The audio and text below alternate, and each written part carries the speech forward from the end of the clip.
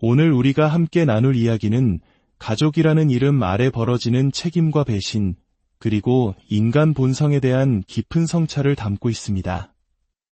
한 대가족의 맏며느리로서 겪어야 했던 한 여성의 기막힌 사연 속으로 들어가 보겠습니다. 이야기의 울림이 여러분의 마음에 닿는다면 잠시 시간을 내어 구독과 좋아요를 눌러주세요. 여러분의 작은 관심이 저희가 더 좋은 이야기를 만들어 나가는데 큰 힘이 됩니다. 여러분의 하루에 늘 평안이 가득하기를 기원합니다. 제 이야기는 충청남도 예산의 한 평범한 과일 가게에서 시작됩니다. 저는 그곳에서 남편과 함께 가게를 꾸려가는 40대 중반의 여성입니다. 저희 시댁은 아들만 6인 그야말로 북적이는 대가족입니다. 시어머니는 아들 6을 줄줄이 낳은 것을 평생의 자랑으로 여기셨고 명절이나 가족 행사가 있을 때면 온 집안이 떠나갈 듯 시끌벅적했습니다. 남편이 맏아들이었기에 저는 자연스럽게 맏며느리의 역할을 맡게 되었습니다.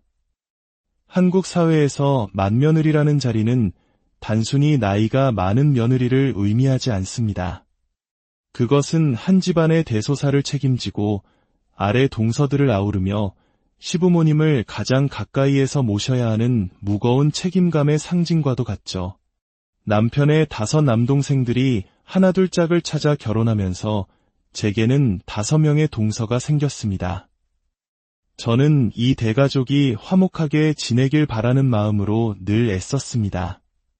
명절 비용도 저희가 더 많이 부담했고 전국 각지로 배송되는 저희 가게의 신선한 제철 과일들을 동서들 집에 빠짐없이 챙겨 보냈습니다. 그것이 맏며느리로서 손윗사람으로서 당연한 도리라고 생각했습니다. 이러한 노력이 가족 간의 정을 더욱 돈독하게 만들어줄 것이라 믿었습니다. 처음에는 다들 고마워했고 관계도 원만했습니다. 자주 만나지는 못해도 가끔 모이면 서로 웃으며 안부를 묻는 그런 평범하고 따뜻한 가족이었습니다. 하지만 그 평화는 그리 오래가지 못했습니다. 사건의 발단은 올해 설날이 지난 후 연로하신 시어머니께서 갑작스러운 뇌출혈로 쓰러지시면서부터였습니다. 다행히 큰 수술을 받고 고비는 넘기셨지만 의사는 이전처럼 정상적인 생활은 어려울 것이라는 진단을 내렸습니다. 온 가족이 슬픔과 걱정에 잠겨있던 그때 저는 동서들의 입에서 나온 충격적인 말을 듣고 말았습니다. 어머니께서 한 달 정도 입원하며 경과를 지켜봐야 한다는 말에 둘째 동서가 가장 먼저 불만을 터뜨렸습니다. 형님, 어머님을 꼭 병원에 한 달이나 입원시켜야 하나요? 그냥 집에서 모시면 안 될까요? 그녀를 시작으로 다른 동서들도 하나둘씩 거들기 시작했습니다. 그들은 모두 좋은 회사에 다니며 높은 연봉을 받는 소위 말하는 고스펙 여성들이었습니다. 연초라 회사 일이 너무 바빠 병원에 자주 오가는 것이 큰 부담이라는 것이 그들의 주장이었습니다. 저는 조용한 곳으로 동서들을 데리고 갔습니다. 시어머니께서 수술실에서 막 나와 의식도 찾지 못하고 누워 계신 상황에서 당신들의 불편함만을 먼저 내세우는 그들의 태도를 도저히 이해할 수 없었습니다. 동서, 아무리 바빠도 그렇지. 어머님이 지금 어떤 상태인지 뻔히 알면서 어떻게 그런 말을 할 수가 있어. 아버님이 얼마나 놀라셨겠어. 하지만 둘째 동서는 조금도 미안한 기색 없이 쏘아붙였습니다. 제가 뭘 그렇게 잘못했는데요.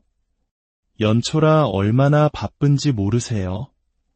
회사 일도 산더미인데 병원까지 오느라 시간 뺏기고 일은 밀리고 저희가 어머님 모른 척하겠다는 게 아니잖아요.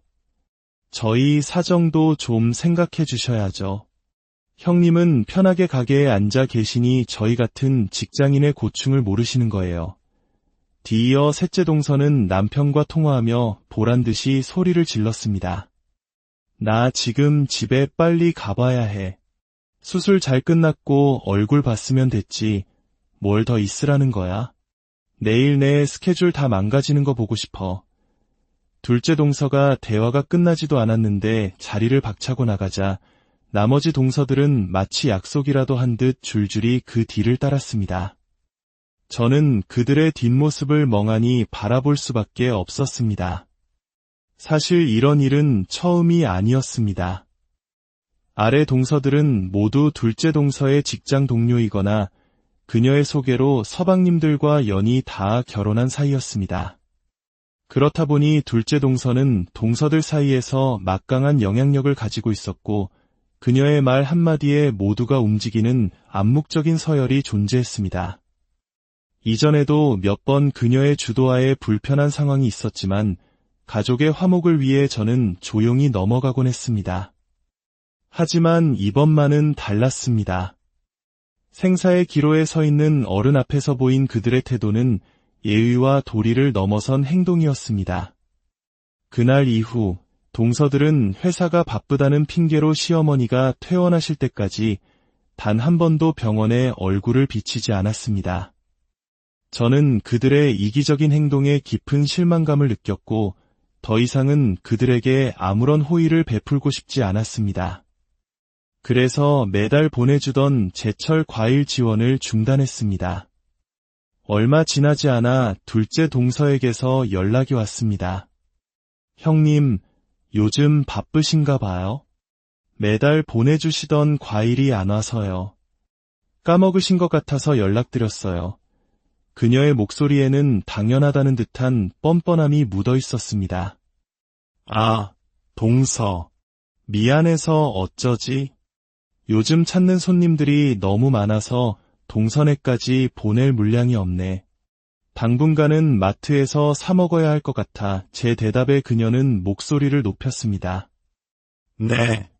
저희 집에 과일 얼마나 먹는다고 그걸 못 보내주신다는 거예요? 혹시 돈을 안 들여서 그러세요? 호의가 계속되면 권리인 줄 안다는 말이 떠올랐습니다. 저는 더 이상 그들과 말을 섞고 싶지 않아 대충 전화를 끊었습니다. 그리고 며칠 뒤 그토록 바빠서 시어머니 병문안 올 시간조차 없다던 다섯 동서들이 모두 저희 과일 가게로 들이닥쳤습니다. 형님, 저희 왜 과일 안 보내주시는 거예요? 냉장고가 텅 비어서 애들이 형님네 과일만 목 빠지게 기다리고 있어요. 가게에 과일이 넘쳐나는데 설마 저희 주기 아까워서 거짓말하신 건 아니죠? 저는 가게 앞에서 그들을 막아서며 단호하게 말했습니다. 너희들 내 얼굴 보러 온 게 아니라 과일 때문에 온 거구나. 내가 왜 과일을 안 보냈을지 한 번이라도 생각해봤니? 너희는 어머님이 퇴원하신 건 알고 있어? 병문안은 고사하고 퇴원하신 어머님께 전화 한 통이라도 해봤어? 주말에는 다 같이 동해 바다로 놀러갈 시간은 있으면서 차로 엎어지면 코 닿을 거리에 계신 어머님 댁에 들릴 시간은 그렇게 없었니? 이 집안 며느리로 들어왔으면 최소한의 도리는 해야 하는 거 아니야? 시어머니가 시집살이를 시키는 것도 아니고 오히려 너희들 힘들까 봐 시댁에 와도 손에 물 한 방울 안 묻히게 배려해 주셨는데 정작 필요할 때만 가족인 척하지 마. 너희들의 그런 이기적인 태도를 보고는 더 이상 아무것도 해주고 싶지 않아졌어. 제 말에 동서들은 아무 대답도 하지 못했습니다. 그들은 자신들의 잘못을 인정하기는커녕 오히려 제 말에 불만을 품고는 다시는 저희 가게 과일을 먹지 않겠다며 뒤돌아 가버렸습니다. 그 일이 있고 난 후 저는 극심한 스트레스로 인해 몸에 이상이 생기기 시작했습니다. 어느 날 아침 갑자기 한쪽 귀가 먹먹해지더니 이내 아무 소리도 들리지 않았습니다. 병원을 찾은 저는 돌발성 난청이라는 진단을 받았습니다. 스트레스가 주된 원인이었고 충분한 휴식이 필요하다는 의사의 말에 따라 저는 가게 일을 남편에게 맡기고 집에서 쉬기 시작했습니다. 그런데 다음 날 나머지 한쪽 귀마저 들리지 않게 되었습니다. 세상의 모든 소리가 사라진 듯한 적막감과 공포. 저는 마치 깊은 물 속에 잠긴 것 같은 먹먹함 속에서 남편의 입 모양만 멍하니 바라볼 뿐이었습니다. 의사는 아주 드물게 양쪽 귀에 난청이 오는 경우도 있다며 한 달 정도 푹 쉬면 청력이 돌아올 수 있을 거라고 저를 안심시켰습니다. 제가 귀가 들리지 않는다는 소식을 들은 시부모님께서 걱정스러운 얼굴로 저희 집을 찾아오셨습니다. 몸이 불편하신 시어머니께서는 며칠 뒤 몸에 좋은 것들로만 다렸다며 한약을 지어 오셨습니다. 말없이 제 손에 약을 쥐어주시며 걱정스럽게 저를 바라보는 시어머니의 눈빛에 저는 깊은 죄송함과 감사함을 느꼈습니다. 하지만 동서들의 반응은 전혀 달랐습니다. 그들은 제 소식을 듣고는 걱정이 아니라 마치 신기한 구경거리라도 생긴 듯한 눈빛으로 저희 집을 찾아왔습니다. 귀가 들리지 않는 제 앞에서 그들은 자기들끼리 소곤거리며 웃었고 그들의 눈빛은 마치 꼴 좋다고 말하는 것 같았습니다. 그날 이후 저는 혹시 모를 상황에 대비해 항상 제 품에 작은 녹음기를 지니고 다녔습니다. 나중에 청력이 회복되면 그들이 내 앞에서 무슨 말을 했는지 전부 확인해보고 싶었습니다. 일주일쯤 지났을까 시어머니께서 제가 좋아하는 음식들로 저녁상을 차렸으니 시댁으로 오라는 남편의 말에 저는 남편을 따라 나섰습니다. 시댁에는 동서들도 모두 와 있었습니다. 그들은 저를 보자마시자 제 옆자리에 앉아 알 수 없는 표정으로 자기들끼리 대화를 나누며 저를 비웃었습니다. 저는 답답했지만 애써 그들을 무시하고 방으로 들어가 버렸습니다. 그리고 또 일주일 뒤 기적처럼 제 청력이 돌아왔습니다. 의사가 예상했던 한 달보다 훨씬 빠른 2주 만의 회복이었습니다. 다시 소리를 들을 수 있다는 기쁨도 잠시 저는 품속의 녹음기를 꺼내 들었습니다. 떨리는 손으로 재생 버튼을 눌렀습니다. 녹음기에서는 시댁에 갔던 그날 동서들이 나누었던 대화가 흘러나왔습니다. 저 기머거리 자기 욕하는 줄 알고 쳐다보는 것 좀 봐. 우리가 하는 말 안 들리니까 얼마나 답답하겠어? 이게 다 자기 업보야. 그냥 과일 좀 주면 될걸. 그거 안 주겠다고 고집부리다가 벌 받은 거잖아. 샘통이다. 아주. 그러게 말이야. 별 볼 일 없는 게 맏며느리 대우 좀 해줬더니 자기가 이 집안의 중심이라도 되는 줄 알아. 이 집안을 휘어잡을 사람은 난데 말이야. 어차피 듣지도 못하는데 하고 싶은 말 다 하자고. 어머님은 어떻게 저런 여자를 며느리로 들였을까? 학벌이 좋아, 집안이 좋아, 고등학교 겨우 졸업해서 과일 가게나 하는 주제에. 아주버님도 참 사람 보는 눈이 없지. 이왕 이렇게 된 거 눈까지 멀어버렸으면 좋겠네. 녹음된 내용을 듣는 순간 온몸에 피가 차갑게 식는 것 같았습니다. 가슴이 철렁 내려앉았고 배신감에 온몸이 부들부들 떨렸습니다. 그동안 저를 어떻게 생각하고 있었는지 그들의 민낯을 확인하는 순간이었습니다. 저는 이 일을 절대로 용서할 수 없다고 다짐했습니다. 저는 남편에게만 청력이 돌아온 사실을 알리고 다른 가족들에게는 당분간 비밀로 해달라고 부탁했습니다. 그리고 그날 이후 저는 귀가 들리지 않는 척 연기를 시작했습니다. 동서들은 제가 여전히 듣지 못하는 줄 알고 저를 없는 사람 취급하며 더욱 기고만장해졌습니다. 그들은 저를 조롱하고 험담하는 재미에 푹 빠져 일부러 주말마다 시댁 모임을 만들었습니다. 그들은 제 면전에서 시어머니와 시아버지, 심지어 자신들의 남편들까지 험담했습니다. 어머님도 참 저 기머거리가 뭐가 좋다고 저렇게 정성껏 챙겨주시는지 몰라. 차라리 그때 뇌출혈로 돌아가셨으면 우리가 이렇게 시댁에 올 일도 없었을 텐데 말이야. 맞아. 우리 남편은 잠자리에서 남자 구실도 제대로 못해. 그래서 얼마 전에 클럽 가서 만난 남자랑 하룻밤 보냈잖아. 역시 바깥 남자가 최고라니까. 어머, 정말. 나도 요즘 외로운데. 괜찮은 남자 있으면 소개해줘. 우리 다 같이 5대5로 만나볼까? 그들의 대화는 상상을 초월할 정도로 저급하고 충격적이었습니다. 저는 분노가 머리끝까지 치밀어 올랐지만 마지막 한 방을 위해 모든 것을 참고 또 참으며 그들의 모든 대화를 녹음했습니다. 그리고 마침내 결전의 날이 왔습니다. 온 가족이 시댁거실에 모여 있던 어느 주말 오후였습니다. 동서들은 그날도 어김없이 제가 듣지 못하는 줄 알고 온갖 막말을 쏟아내고 있었습니다. 바로 그때 초인종이 울렸습니다. 누구세요? 둘째 동서가 인터폰을 향해 묻자 밖에서 택배 기사님의 목소리가 들렸습니다. 최선희 씨, 택배입니다. 제 이름이 불리는 순간 저는 소파에서 조용히 일어났습니다. 제 행동에 동서들은 당황한 표정으로 저를 바라보았습니다. 저는 현관으로 걸어가 택배를 받아 들고는 거실 한가운데에 섰습니다. 그리고 상자에서 블루투스 스피커를 꺼내 제 품에 있던 녹음기와 연결했습니다. 다들 잠시만 주목해주세요. 제 목소리가 거실에 울려 퍼지는 순간 동서들의 얼굴은 새파랗게 질려버렸습니다. 저는 그들을 차갑게 응시하며 녹음기의 재생 버튼을 눌렀습니다. 스피커에서는 그동안 동서들이 나누었던 추악한 대화들이 고스란히 흘러나왔습니다. 저에 대한 조롱과 험담, 시부모님을 향한 저주, 그리고 자신들의 남편들을 기만하고 외도를 저지른 사실까지. 5분 남짓한 시간이었지만 거실은 그야말로 아수라장이 되었습니다. 시부모님은 충격의 말을 잇지 못했고 서방님들은 사색이 된 얼굴로 아내들을 바라보았습니다.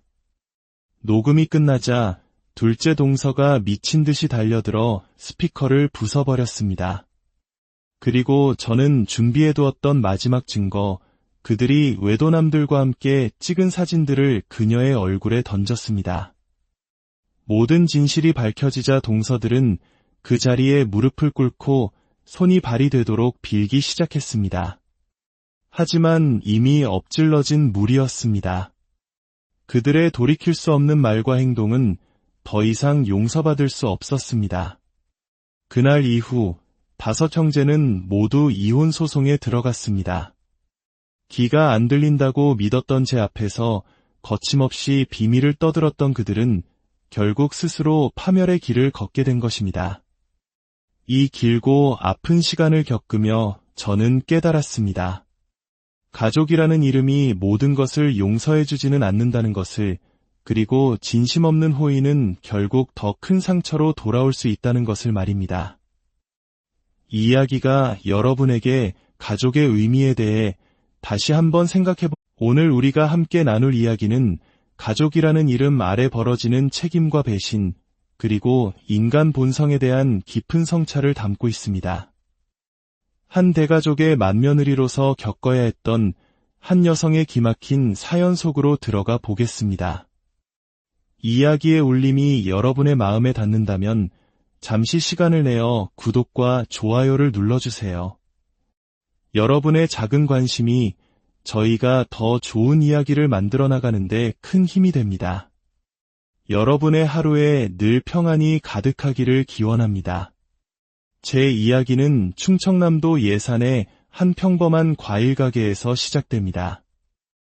저는 그곳에서 남편과 함께 가게를 꾸려가는 40대 중반의 여성입니다. 저희 시댁은 아들만 6인 그야말로 북적이는 대가족입니다. 시어머니는 아들 6을 줄줄이 낳은 것을 평생의 자랑으로 여기셨고 명절이나 가족 행사가 있을 때면 온 집안이 떠나갈 듯 시끌벅적했습니다. 남편이 맏아들이었기에 저는 자연스럽게 맏며느리의 역할을 맡게 되었습니다. 한국 사회에서 맏며느리라는 자리는 단순히 나이가 많은 며느리를 의미하지 않습니다. 그것은 한 집안의 대소사를 책임지고 아래 동서들을 아우르며 시부모님을 가장 가까이에서 모셔야 하는 무거운 책임감의 상징과도 같죠.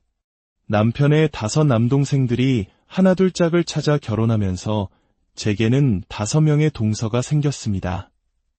저는 이 대가족이 화목하게 지내길 바라는 마음으로 늘 애썼습니다. 명절 비용도 저희가 더 많이 부담했고 전국 각지로 배송되는 저희 가게의 신선한 제철 과일들을 동서들 집에 빠짐없이 챙겨 보냈습니다. 그것이 맏며느리로서 손윗사람으로서 당연한 도리라고 생각했습니다. 이러한 노력이 가족 간의 정을 더욱 돈독하게 만들어줄 것이라 믿었습니다. 처음에는 다들 고마워했고 관계도 원만했습니다. 자주 만나지는 못해도 가끔 모이면 서로 웃으며 안부를 묻는 그런 평범하고 따뜻한 가족이었습니다. 하지만 그 평화는 그리 오래가지 못했습니다. 사건의 발단은 올해 설날이 지난 후 연로하신 시어머니께서 갑작스러운 뇌출혈로 쓰러지시면서부터였습니다. 다행히 큰 수술을 받고 고비는 넘기셨지만 의사는 이전처럼 정상적인 생활은 어려울 것이라는 진단을 내렸습니다. 온 가족이 슬픔과 걱정에 잠겨있던 그때 저는 동서들의 입에서 나온 충격적인 말을 듣고 말았습니다. 어머니께서 1달 정도 입원하며 경과를 지켜봐야 한다는 말에 둘째 동서가 가장 먼저 불만을 터뜨렸습니다. 형님, 어머님을 꼭 병원에 1달이나 입원시켜야 하나요? 그냥 집에서 모시면 안 될까요? 그녀를 시작으로 다른 동서들도 하나둘씩 거들기 시작했습니다. 그들은 모두 좋은 회사에 다니며 높은 연봉을 받는 소위 말하는 고스펙 여성들이었습니다. 연초라 회사 일이 너무 바빠 병원에 자주 오가는 것이 큰 부담이라는 것이 그들의 주장이었습니다. 저는 조용한 곳으로 동서들을 데리고 갔습니다. 시어머니께서 수술실에서 막 나와 의식도 찾지 못하고 누워 계신 상황에서 당신들의 불편함만을 먼저 내세우는 그들의 태도를 도저히 이해할 수 없었습니다. 동서, 아무리 바빠도 그렇지. 어머님이 지금 어떤 상태인지 뻔히 알면서 어떻게 그런 말을 할 수가 있어. 아버님이 얼마나 놀라셨겠어. 하지만 둘째 동서는 조금도 미안한 기색 없이 쏘아붙였습니다. 제가 뭘 그렇게 잘못했는데요. 연초라 얼마나 바쁜지 모르세요? 회사 일도 산더미인데 병원까지 오느라 시간 뺏기고 일은 밀리고 저희가 어머님 모른 척하겠다는 게 아니잖아요. 저희 사정도 좀 생각해 주셔야죠. 형님은 편하게 가게에 앉아 계시니 저희 같은 직장인의 고충을 모르시는 거예요. 뒤이어 셋째 동서는 남편과 통화하며 보란듯이 소리를 질렀습니다. 나 지금 집에 빨리 가봐야 해. 수술 잘 끝났고 얼굴 봤으면 됐지. 뭘 더 있으라는 거야? 내일 내 스케줄 다 망가지는 거 보고 싶어. 둘째 동서가 대화가 끝나지도 않았는데 자리를 박차고 나가자 나머지 동서들은 마치 약속이라도 한 듯 줄줄이 그 뒤를 따랐습니다.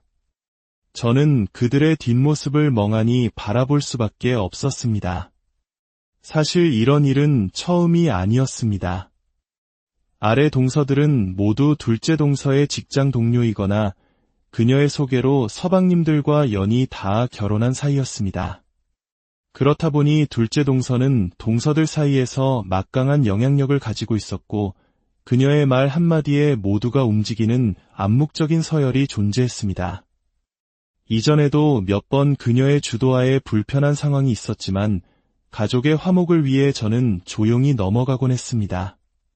하지만 이번만은 달랐습니다.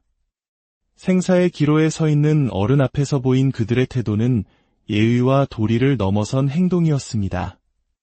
그날 이후 동서들은 회사가 바쁘다는 핑계로 시어머니가 퇴원하실 때까지 단 한 번도 병원에 얼굴을 비치지 않았습니다. 저는 그들의 이기적인 행동에 깊은 실망감을 느꼈고 더 이상은 그들에게 아무런 호의를 베풀고 싶지 않았습니다. 그래서 매달 보내주던 제철 과일 지원을 중단했습니다. 얼마 지나지 않아 둘째 동서에게서 연락이 왔습니다. 형님, 요즘 바쁘신가 봐요. 매달 보내주시던 과일이 안 와서요. 까먹으신 것 같아서 연락드렸어요. 그녀의 목소리에는 당연하다는 듯한 뻔뻔함이 묻어 있었습니다. 아, 동서. 미안해서 어쩌지? 요즘 찾는 손님들이 너무 많아서 동선에까지 보낼 물량이 없네. 당분간은 마트에서 사 먹어야 할 것 같아 제 대답에 그녀는 목소리를 높였습니다. 네. 저희 집에 과일 얼마나 먹는다고 그걸 못 보내주신다는 거예요? 혹시 돈을 안 들여서 그러세요? 호의가 계속되면 권리인 줄 안다는 말이 떠올랐습니다. 저는 더 이상 그들과 말을 섞고 싶지 않아 대충 전화를 끊었습니다. 그리고 며칠 뒤 그토록 바빠서 시어머니 병문안 올 시간조차 없다던 5 동서들이 모두 저희 과일 가게로 들이닥쳤습니다. 형님, 저희 왜 과일 안 보내주시는 거예요? 냉장고가 텅 비어서 애들이 형님네 과일만 목 빠지게 기다리고 있어요. 가게에 과일이 넘쳐나는데 설마 저희 주기 아까워서 거짓말하신 건 아니죠? 저는 가게 앞에서 그들을 막아서며 단호하게 말했습니다. 너희들 내 얼굴 보러 온 게 아니라 과일 때문에 온 거구나. 내가 왜 과일을 안 보냈을지 한 번이라도 생각해봤니? 너희는 어머님이 퇴원하신 건 알고 있어? 병문안은 고사하고 퇴원하신 어머님께 전화 한 통이라도 해봤어? 주말에는 다 같이 동해 바다로 놀러갈 시간이 있으면서 차로 엎어지면 코 닿을 거리에 계신 어머님 댁에 들릴 시간은 그렇게 없었니? 이 집안 며느리로 들어왔으면 최소한의 도리는 해야 하는 거 아니야? 시어머니가 시집살이를 시키는 것도 아니고 오히려 너희들 힘들까 봐 시댁에 와도 손에 물 한 방울 안 묻히게 배려해 주셨는데 정작 필요할 때만 가족인 척하지 마. 너희들의 그런 이기적인 태도를 보고는 더 이상 아무것도 해주고 싶지 않아졌어. 제 말에 동서들은 아무 대답도 하지 못했습니다. 그들은 자신들의 잘못을 인정하기는커녕 오히려 제 말에 불만을 품고는 다시는 저희 가게 과일을 먹지 않겠다며 뒤돌아 가버렸습니다. 그 일이 있고 난 후 저는 극심한 스트레스로 인해 몸에 이상이 생기기 시작했습니다. 어느 날 아침 갑자기 한쪽 귀가 먹먹해지더니 이내 아무 소리도 들리지 않았습니다. 병원을 찾은 저는 돌발성 난청이라는 진단을 받았습니다. 스트레스가 주된 원인이었고 충분한 휴식이 필요하다는 의사의 말에 따라 저는 가게 일을 남편에게 맡기고 집에서 쉬기 시작했습니다. 그런데 다음 날 나머지 한쪽 귀마저 들리지 않게 되었습니다. 세상의 모든 소리가 사라진 듯한 적막감과 공포. 저는 마치 깊은 물 속에 잠긴 것 같은 먹먹함 속에서 남편의 입 모양만 멍하니 바라볼 뿐이었습니다. 의사는 아주 드물게 양쪽 귀에 난청이 오는 경우도 있다며 한 달 정도 푹 쉬면 청력이 돌아올 수 있을 거라고 저를 안심시켰습니다. 제가 귀가 들리지 않는다는 소식을 들은 시부모님께서 걱정스러운 얼굴로 저희 집을 찾아오셨습니다. 몸이 불편하신 시어머니께서는 며칠 뒤 몸에 좋은 것들로만 다렸다며 한약을 지어 오셨습니다. 말없이 제 손에 약을 쥐어주시며 걱정스럽게 저를 바라보는 시어머니의 눈빛에 저는 깊은 죄송함과 감사함을 느꼈습니다. 하지만 동서들의 반응은 전혀 달랐습니다. 그들은 제 소식을 듣고는 걱정이 아니라 마치 신기한 구경거리라도 생긴 듯한 눈빛으로 저희 집을 찾아왔습니다. 귀가 들리지 않는 제 앞에서 그들은 자기들끼리 소곤거리며 웃었고 그들의 눈빛은 마치 꼴 좋다고 말하는 것 같았습니다. 그날 이후 저는 혹시 모를 상황에 대비해 항상 제 품에 작은 녹음기를 지니고 다녔습니다. 나중에 청력이 회복되면 그들이 내 앞에서 무슨 말을 했는지 전부 확인해보고 싶었습니다. 일주일쯤 지났을까 시어머니께서 제가 좋아하는 음식들로 저녁상을 차렸으니 시댁으로 오라는 남편의 말에 저는 남편을 따라 나섰습니다. 시댁에는 동서들도 모두 와 있었습니다. 그들은 저를 보자마시자 제 옆자리에 앉아 알 수 없는 표정으로 자기들끼리 대화를 나누며 저를 비웃었습니다. 저는 답답했지만 애써 그들을 무시하고 방으로 들어가 버렸습니다. 그리고 또 일주일 뒤 기적처럼 제 청력이 돌아왔습니다. 의사가 예상했던 한 달보다 훨씬 빠른 2주 만의 회복이었습니다. 다시 소리를 들을 수 있다는 기쁨도 잠시 저는 품속의 녹음기를 꺼내 들었습니다. 떨리는 손으로 재생 버튼을 눌렀습니다. 녹음기에서는 시댁에 갔던 그날 동서들이 나누었던 대화가 흘러나왔습니다. 저 기머거리, 자기 욕하는 줄 알고 쳐다보는 것 좀 봐.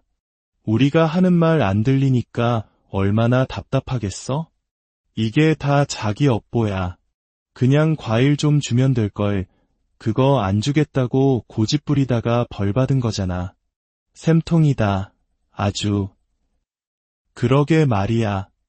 별 볼 일 없는 게 맏며느리 대우 좀 해줬더니 자기가 이 집안의 중심이라도 되는 줄 알아. 이 집안을 휘어잡을 사람은 난데 말이야. 어차피 듣지도 못하는데 하고 싶은 말 다 하자고. 어머님은 어떻게 저런 여자를 며느리로 들였을까? 학벌이 좋아, 집안이 좋아, 고등학교 겨우 졸업해서 과일 가게나 하는 주제에. 아주버님도 참 사람 보는 눈이 없지. 이왕 이렇게 된 거 눈까지 멀어버렸으면 좋겠네. 녹음된 내용을 듣는 순간 온몸에 피가 차갑게 식는 것 같았습니다. 가슴이 철렁 내려앉았고 배신감에 온몸이 부들부들 떨렸습니다. 그동안 저를 어떻게 생각하고 있었는지 그들의 민낯을 확인하는 순간이었습니다. 저는 이 일을 절대로 용서할 수 없다고 다짐했습니다.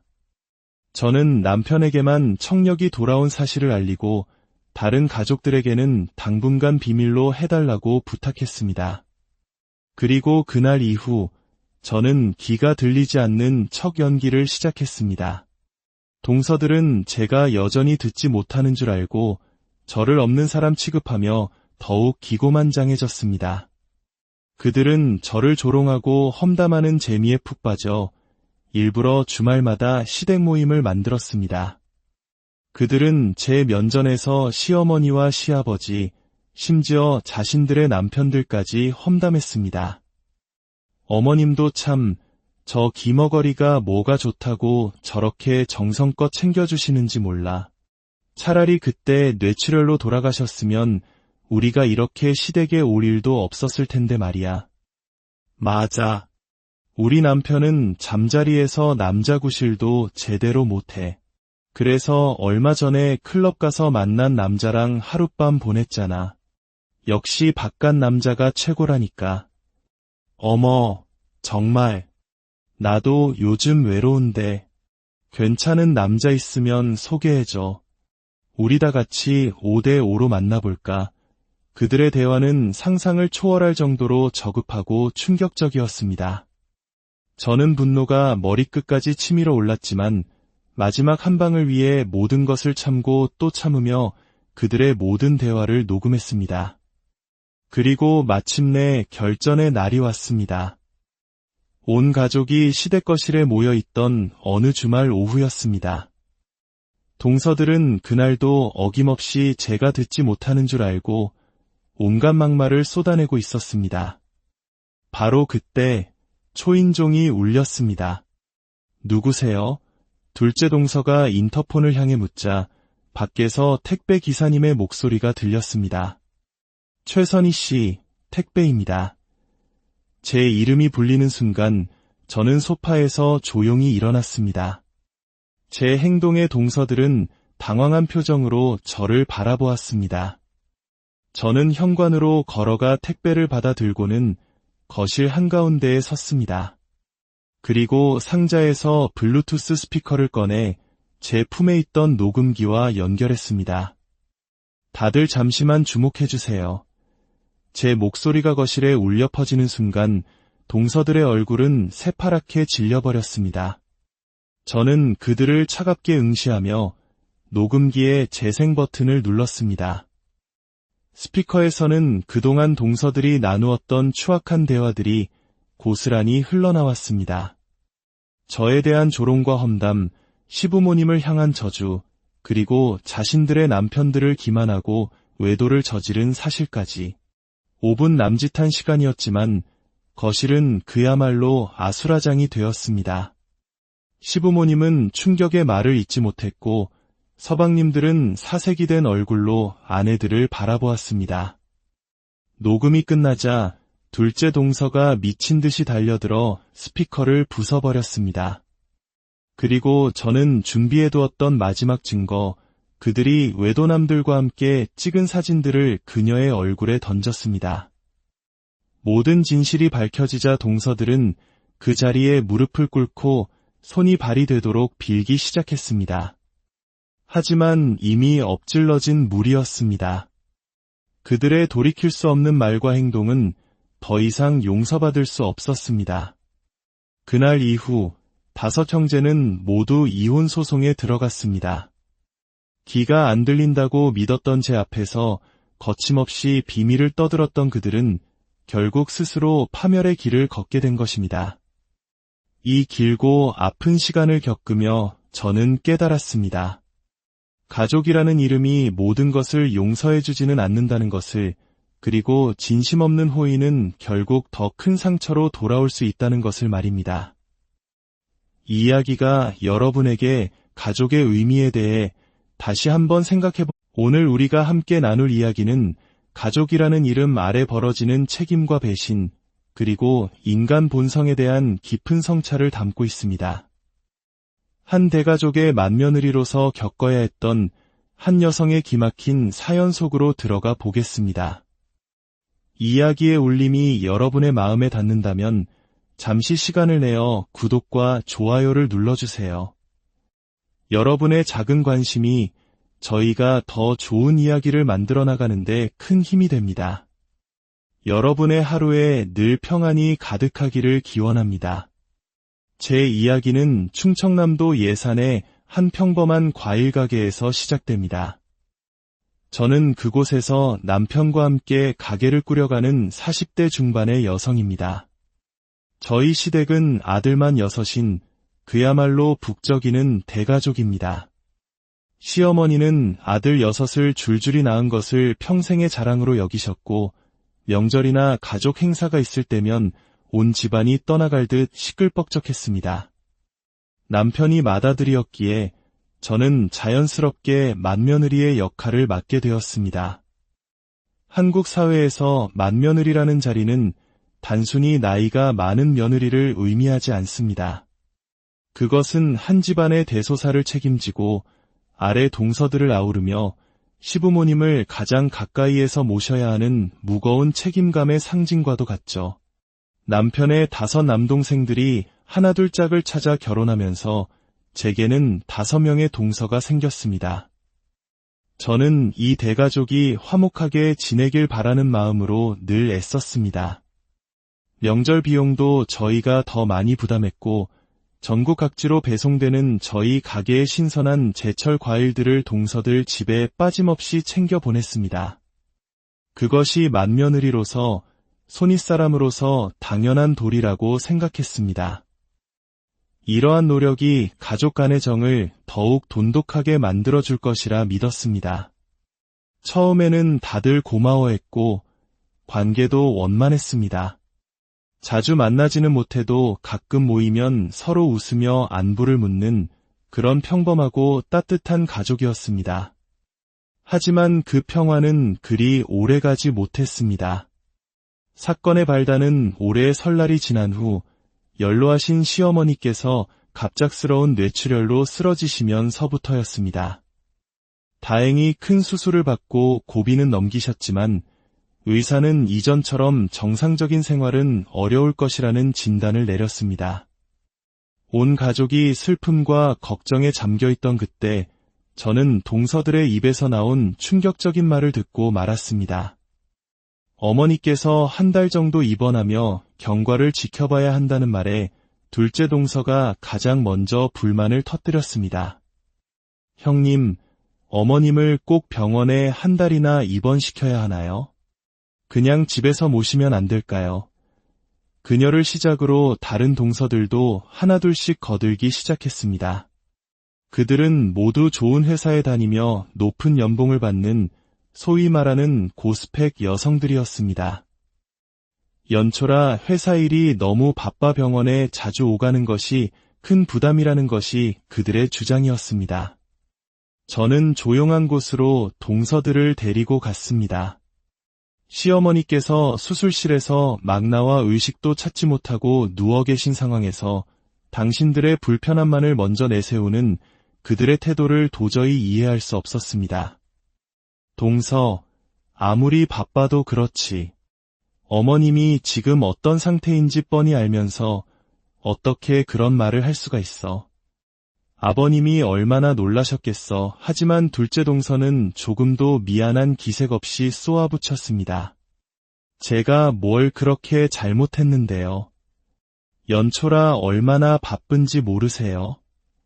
회사 일도 산더미인데 병원까지 오느라 시간 뺏기고 일은 밀리고 저희가 어머님 모른 척하겠다는 게 아니잖아요. 저희 사정도 좀 생각해 주셔야죠. 형님은 편하게 가게에 앉아 계시니 저희 같은 직장인의 고충을 모르시는 거예요. 뒤이어 셋째 동서는 남편과 통화하며 보란듯이 소리를 질렀습니다. 나 지금 집에 빨리 가봐야 해. 수술 잘 끝났고 얼굴 봤으면 됐지. 뭘 더 있으라는 거야? 내일 내 스케줄 다 망가지는 거 보고 싶어. 둘째 동서가 대화가 끝나지도 않았는데 자리를 박차고 나가자 나머지 동서들은 마치 약속이라도 한 듯 줄줄이 그 뒤를 따랐습니다. 저는 그들의 뒷모습을 멍하니 바라볼 수밖에 없었습니다. 사실 이런 일은 처음이 아니었습니다. 아래 동서들은 모두 둘째 동서의 직장 동료이거나 그녀의 소개로 서방님들과 연이 닿아 결혼한 사이였습니다. 그렇다 보니 둘째 동서는 동서들 사이에서 막강한 영향력을 가지고 있었고 그녀의 말 한마디에 모두가 움직이는 암묵적인 서열이 존재했습니다. 이전에도 몇 번 그녀의 주도하에 불편한 상황이 있었지만 가족의 화목을 위해 저는 조용히 넘어가곤 했습니다. 하지만 이번만은 달랐습니다. 생사의 기로에 서 있는 어른 앞에서 보인 그들의 태도는 예의와 도리를 넘어선 행동이었습니다. 그날 이후 동서들은 회사가 바쁘다는 핑계로 시어머니가 퇴원하실 때까지 단 한 번도 병원에 얼굴을 비치지 않았습니다. 저는 그들의 이기적인 행동에 깊은 실망감을 느꼈고 더 이상은 그들에게 아무런 호의를 베풀고 싶지 않았습니다. 그래서 매달 보내주던 제철 과일 지원을 중단했습니다. 얼마 지나지 않아 둘째 동서에게서 연락이 왔습니다. 형님, 요즘 바쁘신가 봐요? 매달 보내주시던 과일이 안 와서요. 까먹으신 것 같아서 연락드렸어요. 그녀의 목소리에는 당연하다는 듯한 뻔뻔함이 묻어 있었습니다. 아, 동서. 미안해서 어쩌지? 요즘 찾는 손님들이 너무 많아서 동선에까지 보낼 물량이 없네. 당분간은 마트에서 사 먹어야 할 것 같아. 제 대답에 그녀는 목소리를 높였습니다. 네. 저희 집에 과일 얼마나 먹는다고 그걸 못 보내주신다는 거예요? 혹시 돈을 안 들여서 그러세요? 호의가 계속되면 권리인 줄 안다는 말이 떠올랐습니다. 저는 더 이상 그들과 말을 섞고 싶지 않아 대충 전화를 끊었습니다. 그리고 며칠 뒤 그토록 바빠서 시어머니 병문안 올 시간조차 없다던 5 동서들이 모두 저희 과일 가게로 들이닥쳤습니다. 형님, 저희 왜 과일 안 보내주시는 거예요? 냉장고가 텅 비어서 애들이 형님네 과일만 목 빠지게 기다리고 있어요.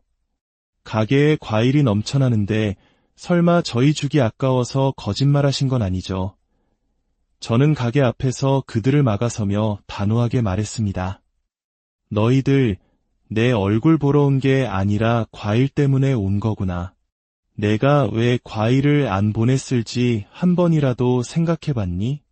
너희는 어머님이 퇴원하신 건 알고 있어?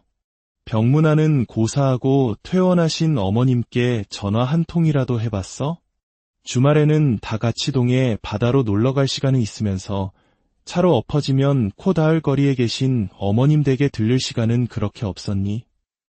이 집안 며느리로 들어왔으면 최소한의 도리는 해야 하는 거 아니야? 시어머니가 시집살이를 시키는 것도 아니고 오히려 너희들 힘들까 봐 시댁에 와도 손에 물 한 방울 안 묻히게 배려해 주셨는데 정작 필요할 때만 가족인 척하지 마. 너희들의 그런 이기적인 태도를 보고는 더 이상 아무것도 해주고 싶지 않아졌어. 제 말에 동서들은 아무 대답도 하지 못했습니다. 그들은 자신들의 잘못을 인정하기는커녕 오히려 제 말에 불만을 품고는 다시는 저희 가게 과일을 먹지 않겠다며 뒤돌아 가버렸습니다. 그 일이 있고 난 후 저는 극심한 스트레스로 인해 몸에 이상이 생기기 시작했습니다. 어느 날 아침 갑자기 한쪽 귀가 먹먹해지더니 이내 아무 소리도 들리지 않았습니다. 병원을 찾은 저는 돌발성 난청이라는 진단을 받았습니다. 스트레스가 주된 원인이었고 충분한 휴식이 필요하다는 의사의 말에 따라 저는 가게 일을 남편에게 맡기고 집에서 쉬기 시작했습니다. 그런데 다음 날 나머지 한쪽 귀마저 들리지 않게 되었습니다. 세상의 모든 소리가 사라진 듯한 적막감과 공포. 저는 마치 깊은 물 속에 잠긴 것 같은 먹먹함 속에서 남편의 입 모양만 멍하니 바라볼 뿐이었습니다. 의사는 아주 드물게 양쪽 귀에 난청이 오는 경우도 있다며 한 달 정도 푹 쉬면 청력이 돌아올 수 있을 거라고 저를 안심시켰습니다. 제가 귀가 들리지 않는다는 소식을 들은 시부모님께서 걱정스러운 얼굴로 저희 집을 찾아오셨습니다. 몸이 불편하신 시어머니께서는 며칠 뒤 몸에 좋은 것들로만 다렸다며 한약을 지어 오셨습니다.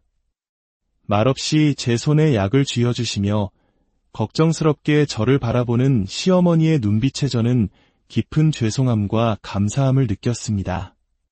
하지만 동서들의 반응은 전혀 달랐습니다. 그들은 제 소식을 듣고는 걱정이 아니라 마치 신기한 구경거리라도 생긴 듯한 눈빛으로 저희 집을 찾아왔습니다. 귀가 들리지 않는 제 앞에서 그들은 자기들끼리 소곤거리며 웃었고 그들의 눈빛은 마치 꼴 좋다고 말하는 것 같았습니다. 그날 이후 저는 혹시 모를 상황에 대비해 항상 제 품에 작은 녹음기를 지니고 다녔습니다. 나중에 청력이 회복되면 그들이 내 앞에서 무슨 말을 했는지 전부 확인해보고 싶었습니다. 일주일쯤 지났을까 시어머니께서 제가 좋아하는 음식들로 저녁상을 차렸으니 시댁으로 오라는 남편의 말에 저는 남편을 따라 나섰습니다. 시댁에는 동서들도 모두 와 있었습니다. 그들은 저를 보자마시자 제 옆자리에 앉아 알 수 없는 표정으로 자기들끼리 대화를 나누며 저를 비웃었습니다. 저는 답답했지만 애써 그들을 무시하고 방으로 들어가 버렸습니다. 그리고 또 일주일 뒤 기적처럼 제 청력이 돌아왔습니다. 의사가 예상했던 한 달보다 훨씬 빠른 2주 만의 회복이었습니다. 다시 소리를 들을 수 있다는 기쁨도 잠시 저는 품속의 녹음기를 꺼내 들었습니다. 떨리는 손으로 재생 버튼을 눌렀습니다. 녹음기에서는 시댁에 갔던 그날 동서들이 나누었던 대화가 흘러나왔습니다. 저 기머거리 자기 욕하는 줄 알고 쳐다보는 것 좀 봐. 우리가 하는 말 안 들리니까 얼마나 답답하겠어? 이게 다 자기 업보야. 그냥 과일 좀 주면 될걸. 그거 안 주겠다고 고집 부리다가 벌 받은 거잖아. 샘통이다. 아주. 그러게 말이야. 별 볼 일 없는 게 맏며느리 대우 좀 해줬더니 자기가 이 집안의 중심이라도 되는 줄 알아. 이 집안을 휘어잡을 사람은 난데 말이야. 어차피 듣지도 못하는데 하고 싶은 말 다 하자고. 어머님은 어떻게 저런 여자를 며느리로 들였을까? 학벌이 좋아, 집안이 좋아, 고등학교 겨우 졸업해서 과일 가게나 하는 주제에 아주버님도 참 사람 보는 눈이 없지. 이왕 이렇게 된 거 눈까지 멀어버렸으면 좋겠네. 녹음된 내용을 듣는 순간 온몸에 피가 차갑게 식는 것 같았습니다. 가슴이 철렁 내려앉았고 배신감에 온몸이 부들부들 떨렸습니다. 그동안 저를 어떻게 생각하고 있었는지 그들의 민낯을 확인하는 순간이었습니다. 저는 이 일을 절대로 용서할 수 없다고 다짐했습니다. 저는 남편에게만 청력이 돌아온 사실을 알리고 다른 가족들에게는 당분간 비밀로 해달라고 부탁했습니다. 그리고 그날 이후 저는 귀가 들리지 않는 척 연기를 시작했습니다. 동서들은 제가 여전히 듣지 못하는 줄 알고 저를 없는 사람 취급하며 더욱 기고만장해졌습니다. 그들은 저를 조롱하고 험담하는 재미에 푹 빠져 일부러 주말마다 시댁 모임을 만들었습니다. 그들은 제 면전에서 시어머니와 시아버지, 심지어 자신들의 남편들까지 험담했습니다. 어머님도 참, 저 귀머거리가 뭐가 좋다고 저렇게 정성껏 챙겨주시는지 몰라. 차라리 그때 뇌출혈로 돌아가셨으면 우리가 이렇게 시댁에 올 일도 없었을 텐데 말이야. 맞아. 우리 남편은 잠자리에서 남자 구실도 제대로 못해. 그래서 얼마 전에 클럽 가서 만난 남자랑 하룻밤 보냈잖아. 역시 바깥 남자가 최고라니까. 어머, 정말.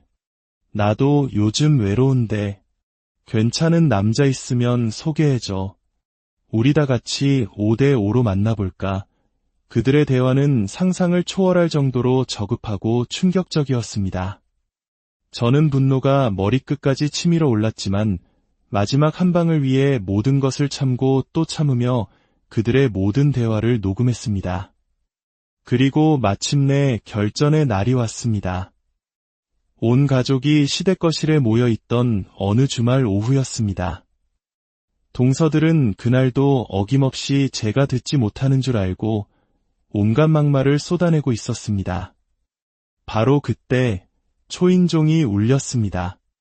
누구세요? 둘째 동서가 인터폰을 향해 묻자 밖에서 택배 기사님의 목소리가 들렸습니다.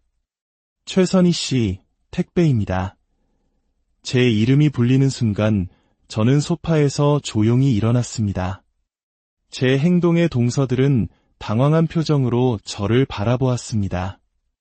저는 현관으로 걸어가 택배를 받아 들고는 거실 한가운데에 섰습니다.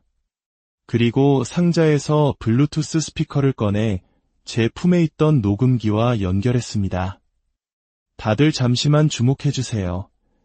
제 목소리가 거실에 울려 퍼지는 순간 동서들의 얼굴은 새파랗게 질려버렸습니다.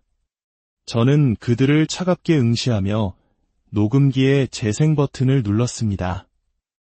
스피커에서는 그동안 동서들이 나누었던 추악한 대화들이 고스란히 흘러나왔습니다. 저에 대한 조롱과 험담, 시부모님을 향한 저주, 그리고 자신들의 남편들을 기만하고 외도를 저지른 사실까지. 5분 남짓한 시간이었지만 거실은 그야말로 아수라장이 되었습니다. 시부모님은 충격의 말을 잇지 못했고 서방님들은 사색이 된 얼굴로 아내들을 바라보았습니다. 녹음이 끝나자 둘째 동서가 미친 듯이 달려들어 스피커를 부숴버렸습니다. 그리고 저는 준비해두었던 마지막 증거, 그들이 외도남들과 함께 찍은 사진들을 그녀의 얼굴에 던졌습니다. 모든 진실이 밝혀지자 동서들은 그 자리에 무릎을 꿇고 손이 발이 되도록 빌기 시작했습니다.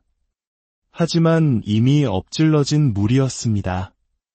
그들의 돌이킬 수 없는 말과 행동은 더 이상 용서받을 수 없었습니다. 그날 이후 5 형제는 모두 이혼 소송에 들어갔습니다.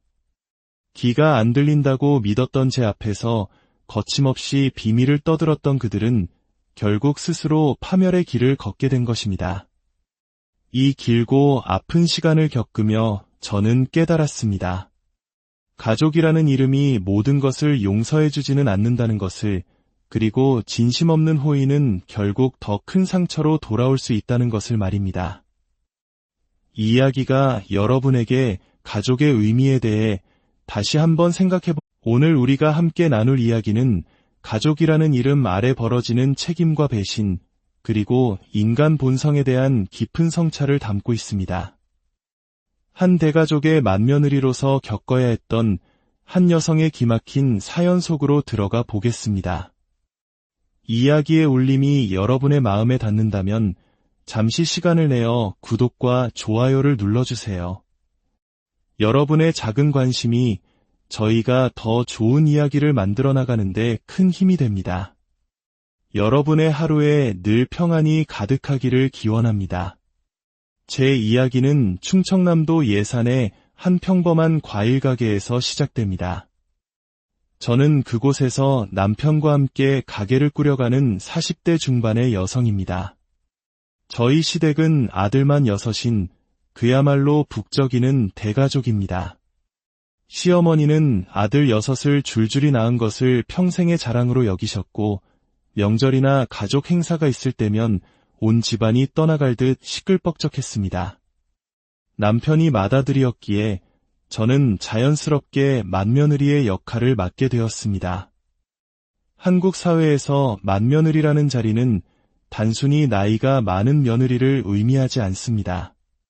그것은 한 집안의 대소사를 책임지고 아래 동서들을 아우르며 시부모님을 가장 가까이에서 모셔야 하는 무거운 책임감의 상징과도 같죠. 남편의 5 남동생들이 하나둘 짝을 찾아 결혼하면서 제게는 5명의 동서가 생겼습니다.